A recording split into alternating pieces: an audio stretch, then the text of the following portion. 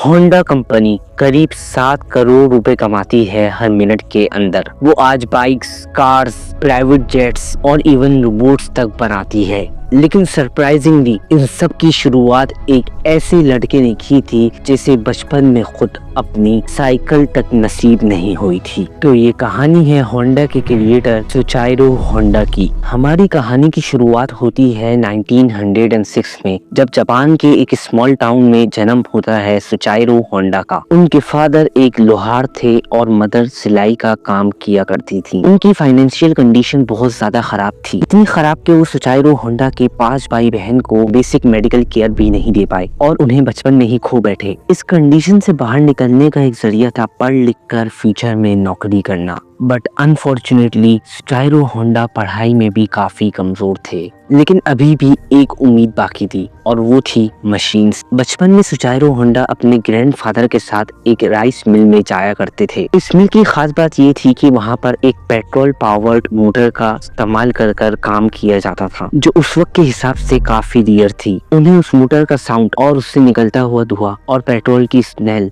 काफी फैसिनेटिंग लगती थी। और इसी मोटर को देखते देखते उनका मोटर्स एंड मशीन्स में एक पैशन डेवलप हो गया। 11 साल की उम्र में सुचाइरो होंडा के साथ कुछ ऐसा होता है जो उनके इस पैशन को एक लाइफ चेंजिंग डायरेक्शन देता है।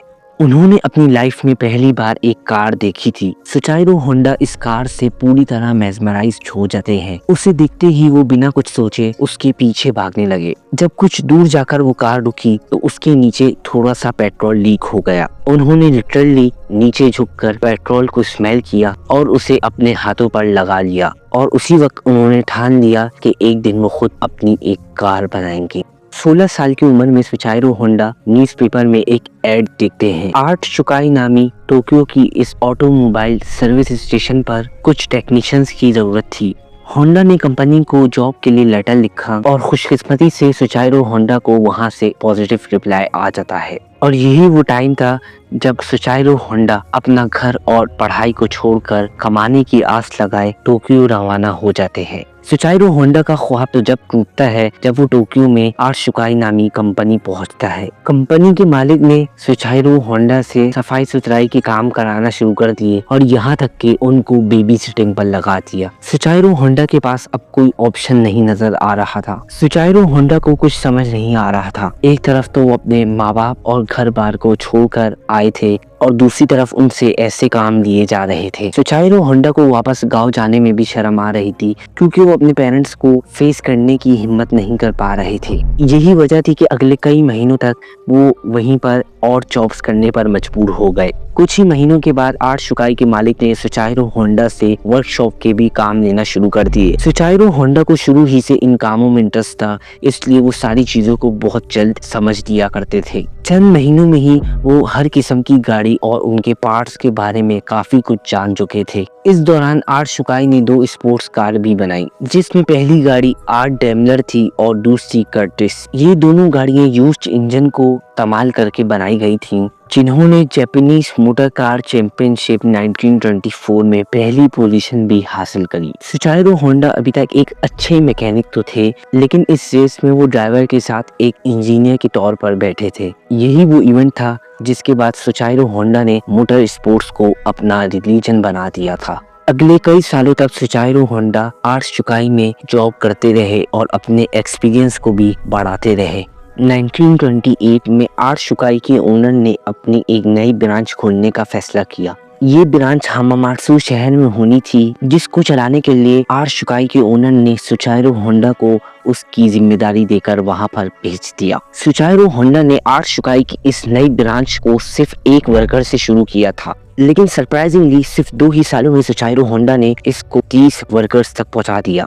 वो अब एक ब्रिलियंट मैकेनिक और एक रेसिंग ड्राइवर बन चुके थे। सुचाइरो होंडा ने अपनी महारत का फायदा उठाते हुए अपने मालिक के लिए एक स्पोर्ट्स कार बनाई। ये गाड़ी लगभग 120 किलोमीटर पर आवर की स्पीड से चल सकती थी, जिसने लगभग सारे रिकॉर्ड तोड़ दिए थे और ये रिकॉर्ड अगले 20 सालों तक जापान का हाईएस्ट रिकॉर्ड बना रहा।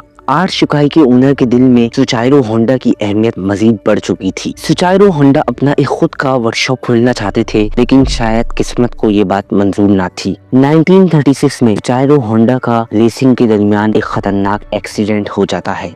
इस एक्सीडेंट में सुचाइरो होंडा की जान तो बच गई, लेकिन उनका लेफ्ट बाजू फ्रैक्चर हो गया और शोल्डर डिस्लोकेट हो गया और उनके चेहरे पर कई जख्म आ चुके थे। सुचाइरो होंडा को अपनी जिंदगी यही खत्म होते दिखाई दे रही थी। ना ही वो मैकेनिक का काम कर सकते थे और ना ही वो किसी रेसिंग में हिस्सा ले सकते थे। कई महीनों के बाद सुचाइरो होंडा जब दोबारा ठीक हुए तो उन्होंने आर्ट शुकाई के ओनर से रिक्वेस्ट करी कि अब वो ये रिपेयरिंग का काम नहीं कर सके, बल्कि उन्होंने आइडिया दिया कि क्यों ना स्पेयर पार्ट्स बनाने के लिए एक अलग कंपनी शुरू कर। आर्ट शुकाई के स्टेक होल्डर्स ने होंडा का ये आइडिया फौरन ही रिजेक्ट कर दिया, क्योंकि उनको ऑलरेडी प्रॉफिट्स मिल रहे थे और वो ये नहीं चाह रहे थे कि कोई रिस्क लिया जाए। सुचारू होंडा डिसाइड करते हैं कि पार्ट्स मैन्युफैक्चरिंग की कंपनी वो अकेले ही स्टार्ट करेंगे और फिर 1936 में 30 साल की उम्र में सुचारू होंडा ने अपने दोस्त के साथ मिलकर टोकाई सेकी हेवी इंडस्ट्री खोली और अपने दोस्त सुचाइरो काटो को उसका प्रेसिडेंट बना दिया। सुचाइरो होंडा कंपनी तो खोल चुके थे, लेकिन उसको चलाने के लिए उनके पास कोई इन्वेस्टमेंट नहीं थी। वो दिन भर आर्ट शुकाई के लिए काम किया करते थे, जबकि रात को अपनी नई कंपनी के लिए खुद इंजन पिस्टन बनाने की कोशिश किया करते थे। अगले कई महीनों तक वो इसी रूटीन पर चलते रहे, लेकिन उनको कोई कामयाबी नहीं मिल सकी, बल्कि वो लगातार शिफ्टें लगा कर इंतहाई कमजोर हो चुके थे। एक के बाद एक नाकामी उनका रास्ता के बैठी थी। तब ही उन्होंने मेटलर्जी में महारत हासिल करने के लिए एक यूनिवर्सिटी में एडमिशन ले लिया। 1939 में 3 सालों की मेहनत करने के बाद वो आखिरकार एक पिस्टन बनाने में कामयाब हो जाते हैं। अब उन्होंने आर्ट शुकाई से जॉब छोड़ दी और फुल टाइम पिस्टन बनाने पर देना शुरू कर दिया, लेकिन वो इस बात से अनजान थे कि उनके बनाए हुए पिस्टन में अभी भी कई फॉल्ट्स मौजूद हैं। उन्होंने टोयोटा कंपनी को भी अपने पिस्टन्स ऑफर किए तो टोयोटा ने 50 में से 47 डिजाइन्स को रिजेक्ट कर दिया। ये न्यूज़ होंडा के लिए बहुत शॉकिंग थी, क्योंकि उनके पास वापसी का भी कोई रास्ता मौजूद नहीं था। उन्होंने मुख्तलिफ कंपनीज की रिक्वायरमेंट्स को समझने के लिए पूरे जापान के दौरे करना शुरू कर दिए। वो अलग अलग कंपनीज में गए, कार मैन्युफैक्चरर से मिले और अगले कई साल उन्होंने मार्केट को समझने में लगा दिए। उसके बाद सुचाइरो होंडा ने एक बार फिर से पिस्टन बनाए और इस बार ये पिस्टन सारी कंपनीज के क्वालिटी कंट्रोल को पास कर चुके थे। अब उनको बहुत से ऑर्डर्स मिलना शुरू हो गए और एक बार फिर से सुचाइरो होंडा को अपने ख्वाब पूरे होते दिखाई दिए। ऑर्डर्स को पूरा करने के लिए उनकी कंपनी ने भी 2000 वर्कर्स को हायर कर लिया। बट होंडा की ये खुशी सिर्फ चंद महीनों की मेहमान थी, ये बात किसको मालूम थी। 1941 में जापान वर्ल्ड वॉर 2 में शामिल हो जाता है और मिनिस्ट्री ने कई जापानीज कंपनीज को अपने कंट्रोल में ले लिया, जिसमें एक कंपनी सुचाइरो होंडा की भी मौजूद थी। सुचाइरो होंडा को डाउनग्रेड करके उन्हीं की कंपनी का सीनियर मैनेजिंग डायरेक्टर बना दिया जाता है। लेकिन चीजें जब ज्यादा खराब हो गई जब कंपनीज के वर्कर को मिलिट्री सर्विस में लगा दिया गया। अगले 3 साल इंतहाई मुश्किल हालात में गुजरे, लेकिन 1944 में एक वाकया होता है जिसने सुचाइरो होंडा की उम्मीदों पर पूरी तरीके से पानी फेर दिया। एयर रेड के दौरान एक मिसाइल सीधा सुचाइरो होंडा की फैक्ट्री पर आ लगता है। पूरे मुल्क के हालात बस से बदतर होते जा रहे थे। जापान जंग हारता हुआ दिखाई दे रहा था। फिर 1945 में 2 न्यूक्लियर अटैक्स हुए जिसने जापान की कमर ही तोड़ डाली। इस वाकये के बाद जापानीज ने अमेरिकन के आगे सरेंडर कर दिया।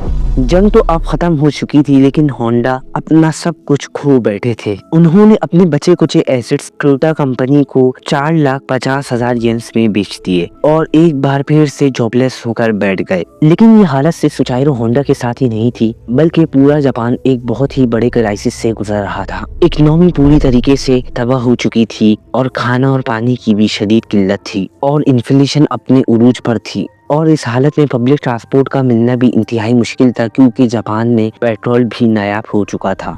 इसी दौरान सुचाइरो होंडा को जापानीज इंपीरियल आर्मी का एक छोटा सा इंजन मिलता है, जिससे वो वायरलेस रेडियो चलाया करते थे। इस इंजन को देखकर सुचाइरो होंडा को एक आइडिया आता है कि क्यों ना इस इंजन को एक साइकिल में लगाकर अपने ट्रांसपोर्ट का मसला हल किया जाए। इससे ट्रांसपोर्ट आसान भी हो जाएगी और सस्ती भी पड़ेगी। अब क्योंकि उस दौर में लोग पहले ही महंगाई से बहुत परेशान थे और जब उन्होंने यही इंजन एक साइकिल पर लगा देखा तो सबको ये आइडिया बहुत अच्छा लगा।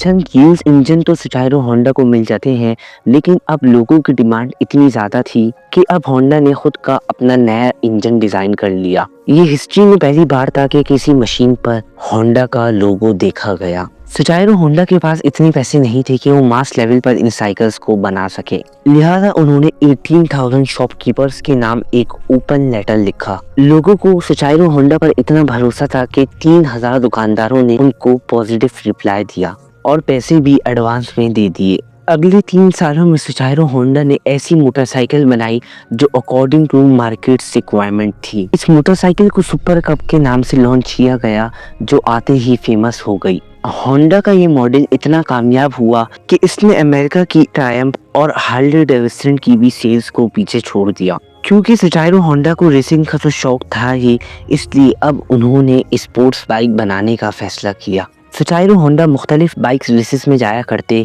और जीतने वाली बाइक्स के खास फीचर्स को नोट डाउन कर लिया करते थे। उस दौर में ऐसे स्पोर्ट्स कंपटीशन रेस से बढ़कर मैन्युफैक्चरिंग कंपनीज के लिए मार्केटिंग का टूल हुआ करते थे और चंद ही सालों में होंडा की पहली स्पोर्ट्स बाइक लॉन्च की गई, जिसने 1962 के इंटरनेशनल रेसिंग कंपटीशन में पहली पोजीशन हासिल करी। इस रेस ने होंडा का नाम पूरी दुनिया में फेमस कर दिया। 1960s में होंडा दुनिया की सबसे बड़ी मोटरसाइकिल मैन्युफैक्चरिंग कंपनी बन चुकी थी और 1968 तक ये होंडा के 1 करोड़ यूनिट सेल कर चुके थे। अपनी लाइफ के 62 इयर्स गुजारने के बाद सुचारू होंडा को कामयाबी तो मिल चुकी थी, लेकिन जो ख्वाब वो बचपन से ही देख रहे थे वो अभी तक पूरा नहीं हुआ था। सुचारू होंडा अब कार मैन्युफैक्चरिंग की तरफ भी जाना चाहते थे। कई लोगों ने उन्हें ऐसा करने से भी मना किया, लेकिन उन्होंने किसी की बात नहीं मानी। उस वक्त जापान में ऑलरेडी टोयोटा और निसान जैसी कंपनीज का नाम चल रहा था और वही मार्केट में अपनी नई जगह बनाना काफी मुश्किल था। सुचारू होंडा ने अपनी पहली पिकअप ट्रक T360 को लॉन्च किया, जो कि फेल हो गई। उसके बाद एक स्पोर्ट्स कार S500 को भी लॉन्च किया, जिसके सिर्फ 1300 यूनिट्स ही बिक पाए। कई सालों की मेहनत और कई दर्जन डिजाइन रिजेक्ट होने के बाद फाइनली 1972 में होंडा सिविक को लॉन्च किया गया। ये वो गाड़ी है जिसके नए मॉडल्स आज तक पूरी दुनिया में फेमस हैं। 1980s में होंडा मोटर्स जापान की तीसरी सबसे बड़ी मैन्युफैक्चरिंग कंपनी थी और सिर्फ 10 साल के अंदर ही ये दुनिया की तीसरी बड़ी कंपनी बन गई। आज होंडा का नाम हमें cars, motorcycles, boat engines, plane engines और बहुत से पावर टूल्स पर देखने को मिलता है। सुचारू होंडा ने होंडा सिविक के लॉन्च होने के 1 साल बाद ही 1973 में कंपनी से रिटायरमेंट ले ली थी और फिर 5 अगस्त 1991 को उनकी जिंदगी का ये सफर हमेशा के लिए खत्म हो गया। सुचारू होंडा का कहना था कि सक्सेस इज 99% फेलियर। हम सब कहीं ना कहीं अपनी लाइफ में फेलियर से डरते हैं, लेकिन सुचारू होंडा की ये लाइफ स्टोरी इस बात को प्रूफ करती है